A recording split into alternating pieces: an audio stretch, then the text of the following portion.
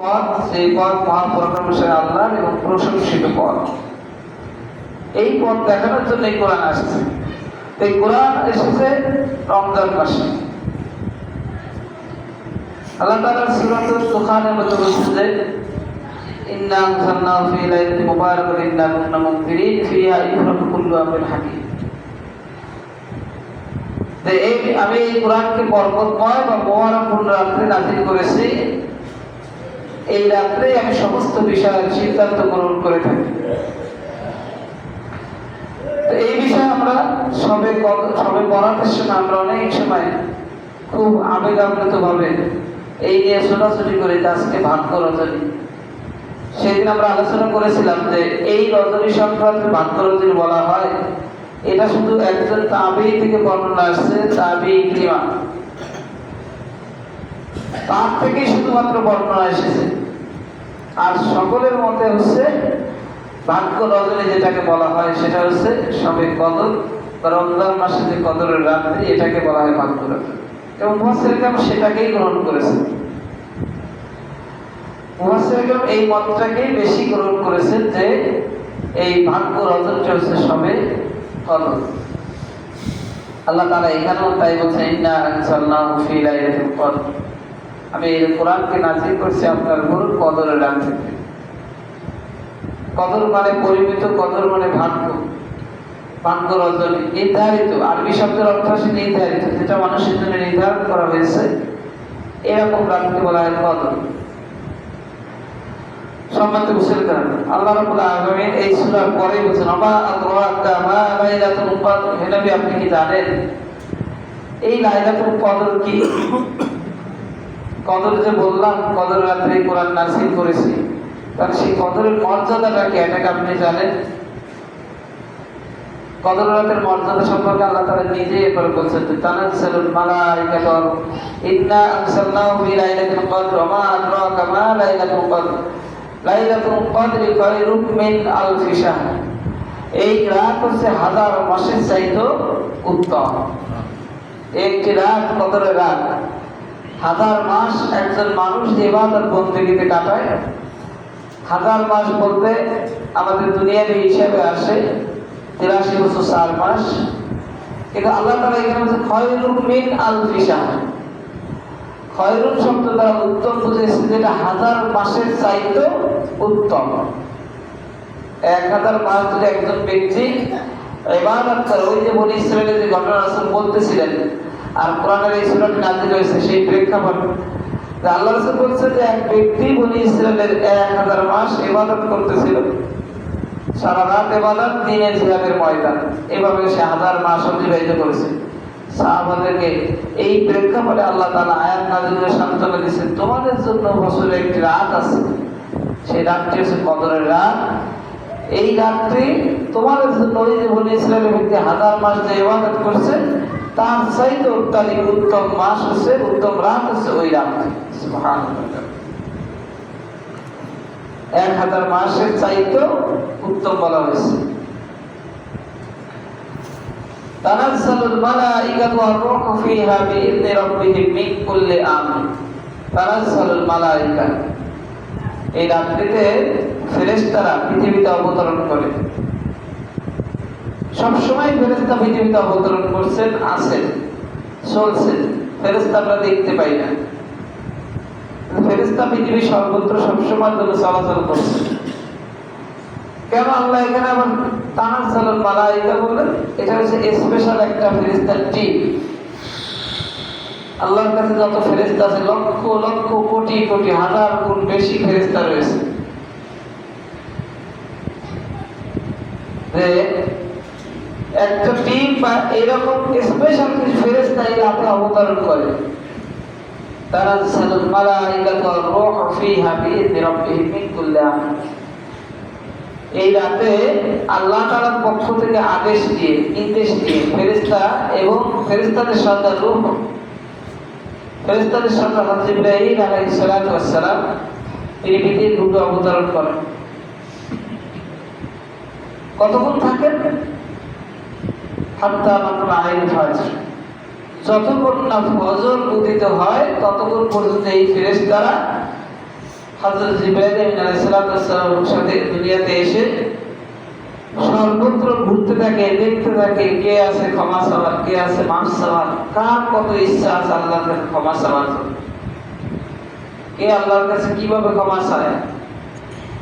এইগুলো দেখে দেখে তাদের শুধু তাদের দেখা, তাদের কার্যকলাপগুলো দেখা, আল্লাহর কাছে তাদের ক্ষমার জন্য সুপারিশ করা। এই জন্য আল্লাহ বলছে এই বিশেষ রাত্রিতে আল্লাহ তাআলা এই ফেরেশতাকে পাঠান, শুধু এই রাতের মর্যাদা একমাত্র শুধু কোরআন নাযিলের কারণে, আর কোনো কারণ না। এই যে রমজানে একটি মাস আমরা সিয়াম সাধনা করছি, এই সিয়াম সাধনারও মূল উদ্দেশ্য এই কোরআন নাযিল। রমজানের মূল উদ্দেশ্য কোরআন নাযিলের মাস। এই কোরআনকে কেন্দ্র করে এত কিছু, অথচ আমরা মানুষ রমজানের রোজা পালন করছি, সবকিছুই করছি, কিন্তু কোরআনের সাথে আমাদের সম্পর্ক নাই। নামকে মাত্র যে আমরা সম্পর্ক রাখি, সেই সম্পর্ক আমাদের সাথে আছে। কেমন সম্পর্ক? একটু নামাজ কালাম পড়া লাগে, কোরআনকে বিশ্বাস করি, আল্লাহর পক্ষ থেকে আসছে, এই যে সম্পর্ক। নামাজে আসি, যদি কোনো খতমে তারাবি থাকে, তারাবির মধ্যে যদি কোরআন খতম হয়, সেখানে আমরা একটু যে সময় দেই, কিন্তু কোরআন যে মেসেজটা আপনাকে দিয়েছে, সেই মেসেজটা আমরা কখনো পালন করতে চাই। কোরআন বলছে তোমার জীবন চলবে এই কোরআন। কোরআন বলছে এই কোরআন হচ্ছে তোমাদের জন্য জীবন বিধান হিসেবে আসছে, গাইডলাইন হিসেবে আসছে। তোমরা কোন পথে চলবে, কোন পথে না চলবে, এই কোরআন তোমাদের সেই পথ দেখাবে। কিন্তু আমরা কি সেই কোরআনের সাথে সেই সম্পর্ক করি? কোনো সময়ই করি না। আমি যেই কাজটাই করি, একবারের জন্য মন থেকে খোঁজার চেষ্টা করি না যে কোরআন এটা আছে কিনা, বা আমার আল্লাহ তাআলা এটা আদেশ করছে কিনা। আমরা এরকম ভাবে আমরা কোরআনের সাথে সম্পর্ক করি। কোরআন একটা বাড়ি আছে, একটা বইয়ের আকারে যে লিপিবদ্ধ কিতাব, সেটা আমার বাড়ি আছে, ভালো করে কাপড় দিয়ে পেছানো আছে। মনে চাইলে মাঝে মধ্যে পড়ি, না মনে চাইলে ওর উপরে ময়লা পরে দেবে, বছরে একদিন ঝাড়া দেবে। আর যদি কেউ মারা পায়, তাহলে ওই যে অশুদ্ধ তেলাওয়াতের একটা অংশ আছে পৃথিবীতে, মহিলারা এরা অশুদ্ধ তেলাওয়াত ছাড়া বিশুদ্ধ তেলাওয়াত শিখতে পারে না, পারবেও না আমার মনে হয়। কারণ কি?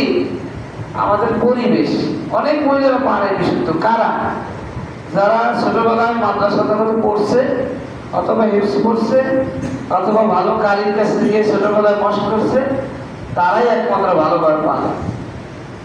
কিন্তু আমরা যারা মেয়ে বিবাহযোগ্য হয় বা একটু বড় হয়ে যায়, 7-8 বছর হয়ে যায়, তাই তার বেশি বালেগা হয়ে যায়, যখন 12-13-14 ছাড়াই যায়, তখন মোটামুটি চাষি খালা দিয়ে যে কোরআন পড়া শিখাই, ও কোরআন পড়া না পড়া হচ্ছে আমার মতে ভালো। কারণ কোরআন বলছে রূপাতালিল কোরআন আর কোরআন ইয়ালাদু, অশুদ্ধ তেলাওয়াতকারীকে কোরআন অভিশাপ দেয়। অশুদ্ধ তেলাওয়াত করে সেই কোরআন তাকে অভিশাপ দিতে থাকে। একটা হরফের উচ্চারণ পারি না আমরা, একটা মাকরাজ ঠিক করে জানি না, মত কোথায় হবে জানি না, টান দিয়ে ভুলতে হবে কোথায় জানি না, কিছুই আমরা জানি না। কোরআন যেভাবে নাযিল হয়েছে, যদি ওই ফেরেশতাকে ওই সময় ওই জায়গায় পাঠানো যেত যে সন্ধি তুমি যে তেলাওয়াত করে শুনে মুহাম্মদ সাল্লাল্লাহু আলাইহি ওয়াসাল্লাম নালিশ করে আসছো, পৃথিবীর লোককে পাঠ হচ্ছে, যাও ঘুরে আসো। আমার মনে হয় ফেরেশতাও দ্বিধায় পড়ে যেত, আমি তো এরকম কিছু দিয়ে যাইনি, এত অশুদ্ধ তেলাওয়াত তো আমি করি। আমরা এইরকম তেলাওয়াত করি। অথচ কোরআন শেখা উচিত যেভাবে মায়ের গর্ভ থেকে দুনিয়াতে আসার পর ভাষা ফুটলে আমাদের মায়েরা শিখায়, পড়ো অ আ, এক একটা শব্দ শিখায়। বেশিরভাগ বাংলা স্বরবর্ণগুলো বেশি শিখায়, কারণ মা জানে ওইটা বেশি, এই জন্য শিখায় ওইটা বেশি। আর একটু আধুনিক যদি হয়, তখন এতে আপেল এরকম করে শিখায়, A for apple, B for বর্ণ কিছু যেটা আছে, যেটা সে জানে সে সেটা শিখায়।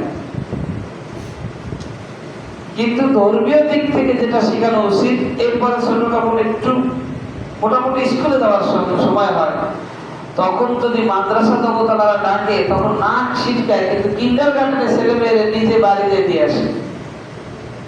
আমি মাঝে মাঝে রাস্তায় দাঁড়ানোর পর ভাবি বাড়ি মানে লোক যদি পাইতে বলি, লোক না বলে বাড়িতে এই গল্পগুলো করি। আমার এই এলাকার থেকে এই প্রাইমারি থেকে বেশ কিছু ছেলে মেয়ে ফ্রি তোলার পরে ওই ওপার চলে যায়, জেলায় যায়, করোনেশন যায়, এক এক জায়গায় যায়, সেন্ট জোসেফে যায়, এক এক জায়গায় নিয়ে যায়। অভিভাবকরা ও কি করবে, ওর চাইতে ওর অভিভাবকরা কষ্ট করে বেশি। সকালে ঘুম থেকে উঠে নিয়ে দৌড়ে কোচিং আছে, এরপরে সেখান থেকে আর এক জায়গায় মানে ওই ছেলের কষ্ট হচ্ছে তো মা বাবার কষ্ট থেকে বেশি। তারপরে যদি একটু চান্স পায় মনে করে পৃথিবীর সবচাইতে বড় সুখ উনি আজকে অর্জন করে ফেলছে। মোবাইল করে মেসেজ করে লাইভে আসে, আমার ছেলে অমুক জায়গায় চান্স পেয়েছে, আমার মেয়ে অমুক স্কুলে চান্স পেয়েছে। পরিণামে শেষে যায় দেখা যায় যখন ছেলেটা উচ্চ শিক্ষায় শিক্ষিত হয়ে আসে তখন দেখা যায় সে আলহামদুলিল্লাহ রাব্বিল আলামিন যার প্রশংসা আমরা করে থাকি, সেই প্রশংসা শব্দটা উচ্চারণ করতে গেলে 1000বার ভুল হয়। স্কুলে পড়াতে গেলে এবারের স্কুল ভালো লাগে না, ওপার স্কুলে যায়। আমার কথা হচ্ছে যে ভ্যান ভাড়া আমরা স্কুলে নেওয়ার জন্য দিই, যেই ভ্যান ভাড়া করি, ওই ভ্যান ভাড়া যদি আমার একটা মানে টিচারে দিতাম প্রাইভেট, তাহলে ওই টিচার মন ভরে পড়াতে পারতো, একটু বেশি সময় দিয়ে পড়ায়। প্রতিদিন এখান থেকে মানে দেয়ার থেকে যাবো 20 টাকা দেওয়া লাগে কালীবাড়ি গেছে যাওয়ায়, খাওয়ার সময় 25 টাকা ধরলাম, আর ওখানটা মনে হয় আনতে গেল মনে করলাম, আমার আসার সময় 25 টাকা, 50 টাকা, মাসে কত আসে 1500 আসে। একটা নিম্নের খরচ বললাম, উচ্চ খরচ আরো বেশি। এই 1500 টাকা যদি একটা প্রাইভেট টিচারে দেয় তাও মনে ভালো করে, কিন্তু আমাদের এলাকা ভিত্তিক একটা মানসিকতা আছে, এবারে টিচার তো এদেরকে কম দিতে হবে, তাও পড়ায় না, ভালো কিছু হয় না। আর ধর্মীয় দিক যদি বলতে যাই তার কোনো কথাই নেই। মাদ্রাসা পড়লে মানে খয়রাতি একটা উপাসনারা দিয়ে দিছি, খয়রাতি কাজ করার জন্য ভবিষ্যতে খয়রাত করে পাবে। ওই ছেলেমেয়ের জন্য একজন কারি, একজন ভালো তেলাওয়াতকারী হিসাবে, একজন ভালো আলেম এনে কোরআন শিখাবে এরকম ইচ্ছা করে। আমাদের আলিয়া জগতে অনেক ছেলেমেয়ে কোরআন অশুদ্ধ থাকে, কারণ কি জানেন? কারণ এইটাই, আলিয়া দেওয়ার পরে যে মা বাবার মনে করে আমি জান্নাতে দিয়ে দিছি আর পড়ানো লাগবে না। হেফজখানায় কেন বিশুদ্ধ হয়? কারণ ওরা কোরআন নিয়েই বলে থাকে সারাদিন। আর আলিয়াগুলো করে কি, মা বাপগুলো তো যেহেতু জেনারেল শিক্ষিতরা আবেগে মাদ্রাসায় দেয়, এজন্য শুধু ইংরেজির অঙ্ক পারে কিনা ওই জন্য ভালো প্রাইভেট টিচারের কাছে পাঠায়, কিন্তু আরবি পারুক আর না পারুক ভালো বিশুদ্ধ পারে কিনা ওটাও খোঁজ নেয় না। আরবিতে 80 মার্ক 90 মার্ক পাওয়া কোনো বিষয় না, কিন্তু বিশুদ্ধ পড়া মেলা বিষয়। বিশুদ্ধ তেলাওয়াত একরকম আর লেখা একরকম। লেখে আসলো, উপর লেখে আসলো, ওটা উচ্চারণ হয় কি হয় না, ওটা তো কেউ খাতায় কথা বলে না, কি উচ্চারণ করলো, ওটা তো লেখা দেখবে। এই জন্য ছেলে মেয়ে মানুষ করতে গেলে এই কোরআনকে আগে শিখাতে হবে। যখন একটা সন্তান পৃথিবীতে আসবে, মায়েরা বিশুদ্ধ শিখবে, মা তার জন্মের পরে ছেলে মেয়েদের কোরআন শিখাবে। যখন ভাষা শিখবে, আলিফ বা তা তা এরকম উচ্চারণগুলো শিখাবে, ও শিখে যাবে ঘরে বসে। শুধু মাথায় মা তেলাওয়াত করবে, বাপ তেলাওয়াত করবে, এটা শুধু মায়েদের দায়িত্ব না, এটা বাবাদের দায়িত্ব। বাবারা তেলাওয়াত করবে, সন্তানকে শিখাবে যে এটা স্কুলে এইভাবে পড়তে হয়, নামাজের নিয়ম এরকম করতে হয়, ওরকম করতে হয়। এগুলো বাড়ির থেকে শিখে আসে। আমাদের এই ছোট ছোট ছেলে মেয়েরা বাড়িতে নামাজ শেখে বলে ভুল ধারণা, মানে বাড়িতে শেখে বলে আমার সন্দেহ আছে। বেশি শেখে ইমাম সাহেব কেমন করে, পাশের লোক কেমন করে, এরকম বেশি। কারণ বাড়িতে শেখানোর সময় হয় না, কারণ মসজিদে যা তাড়াতাড়ি বাড়িতে, আর বাড়িতে যাওয়ার পর জীবনে একদিন খোঁজ নেয় না এরকম নামাজ পারে ইল্লা মাশাআল্লাহ দুই একটা থাকে, ওটাও মনে করি কপালের দোষ। মানে হাজারের মধ্যে ব্যতিক্রম, মানে কপালের দোষই ধরতে হবে। যদি দুই একটা শিখতে পারে ওটা আমাদের কপালের দোষের কারণে আমরা শিখে যাই, আর যেগুলো শিখতে পারে ওগুলো সচরাচর সমাজ ব্যবস্থা। আমাদের ছেলে মেয়েদের আমরা শিখাতে চাই না, এজন্য আমরা বলি ছোটবেলায় প্রথমেই একেবারে প্রাথমিক পর্যায়ে, যদি একেবারে সম্ভব না হয় নুরানি মাদ্রাসা এগুলো পড়াবে। আর আলিয়া যদি দেন আলিয়া দিলে একটু সন্তানের প্রতি গরজ দিতে হবে, খেয়াল নিতে হবে। আলিয়া চতুর্মুখী শিক্ষা, বাংলা, ইংরেজি, আরবি সব থাকে। শুধু অঙ্ক আর ইংরেজি দিকে আমাদের অভিভাবকরা খেয়াল করে, কি আরবি পারে কিনা খেয়াল করে না। প্রসঙ্গ করবো একটা কথা বলি, এই কয়েকদিনে মহাজন সাহেবরা জানে, কয়েকজন জানে। আমরা তো অনেক বছর আমি পড়াই, প্রাইভেট পড়াই প্রায় 3 সালের থেকে, কোচিং এর সাথে ছিলাম 7 সালের থেকে এখন পর্যন্ত আছি। তো এক ব্যক্তি এরকম, মানে আমি মাদ্রাসার টিচারদের মানে অভিভাবকদের মানসিকতা বুঝাচ্ছি। অনেকদিন যাবৎ বলে আরবি মাদ্রাসায়, যদি কোচিং এর থেকে কিছুদিন দূরে ছিলাম, মাদ্রাসা যাওয়ার কারণে বন্ধ দিয়েছিলাম, প্রায় 7-8 মাস যাইনি। তো ছেলে মেয়েদের আরবি পড়ায় সমস্যা হচ্ছে। তো আমাকে পরিবার 2 ফ্যামিলি এসে একসাথে বাড়িতে এসে বললো, মানে আমারও বলেন, আমার ওয়াইফের কাছে বলে গেছেন যে পড়ানোর কথা, পড়াতো ভালো। তো অনেক কষ্টে একটা হিসাব করলাম যে মাগরিবে তো বাড়ি চলে আসি, মাগরিবে যদি আসতে পারে তো মসজিদে বসে পড়াইতে পারে। মাত্র কয়েকদিন পড়াইছে কয়েকদিন, তো এভারেজ মিলানোর পরে সব ওকে, কিন্তু ওই যে পারিশ্রমিক বা মাসিক একটা যে পেমেন্ট করবে সেইটা কত, সেইটার কথা বলতে চাই। এখন তোমরাই বলো, আমরা কি বলবো। যে কথা আসলো যে তারা দিতে চায় একটা 10-এর ছাত্র 500 টাকা দিয়ে আরবি 6টা সাবজেক্ট আমার কাছে পড়বে। কি মানে মস্কারা করার মতো না? আমি বললাম আমার যারা ছাত্র, আমার যে মুয়াজ্জিন সাহেব, সেও তো একটা আমপাড়া পড়াইলেও 500 টাকা পড়ায় না। আমপাড়াটা পড়ায়, আমপাড়া আলিফ বা তা তা, তাও তো 500 টাকা পড়ায় না। আমার তো আরবি সাহিত্য পড়াতে হবে, আরবি গ্রামাটিক্যাল পড়াতে হবে, কোরআন হাদিসের শেখাতে হবে, ফিকহ আছে, এগুলো শেখাতে হবে। তো এই হচ্ছে আমাদের অভিভাবকদের অবস্থা। অথচ আমি কয়েকদিন আগেও বলছিলাম তারা শহরে গিয়ে অন্য জায়গায় পড়তে চায়। তারা শহরের টিচার, আমরা কি টিচার না? কি মনে হয়? আমরা তো টিচার না। আর এখন তো আল্লাহর ইচ্ছা, আপনার আল্লাহর রহমতে, আপনাদের দোয়ায় এখন তো একটা কলেজের বা একটা আলিম মাদ্রাসার প্রভাষক লেকচারার হিসেবে দায়িত্ব পালন করি। এখন তো ওদেরও তা, আমাদেরও তাই। আমরা তো এখন ওই লেভেলের টিচার, এমন না শুধু পড়াই আর ইমামতি করি। একটা আমাদের আলিম মাদ্রাসা বললে অনেকে বোঝে না, কলেজ বললে বোঝে। ওইদিকে সব কলেজই বলে, মাদ্রাসা বলে না। আমি বা রাগ করি যে মাদ্রাসার কলেজে খুব সব, আলিম মাদ্রাসা বলবো। এরকম ব্যবস্থা আছে আমাদের অভিভাবকদের, তাই এই মানসিকতা ফিরে আসতে হবে। আলহামদুলিল্লাহ নুরানি মাদ্রাসা তারা পড়ায়, তাদের ছেলে মেয়েদের দেখা যায় তারা 2-3 হাজার টাকা খরচ করে প্রাইভেট পড়ায়। আমি আজকে শুধু নুরানি মাদ্রাসার পক্ষ থেকে আসি নাই, আমি আসছি কোরআনের গুরুত্ব বোঝানোর জন্য। আমাদের ছেলে মেয়েদেরকে আগে বিশুদ্ধ তেলাওয়াত করতে পারে এরকম যোগ্য করে তুলবে, বিশুদ্ধ যারা তেলাওয়াত করে তাদের কাছে দিয়ে শিখাবে।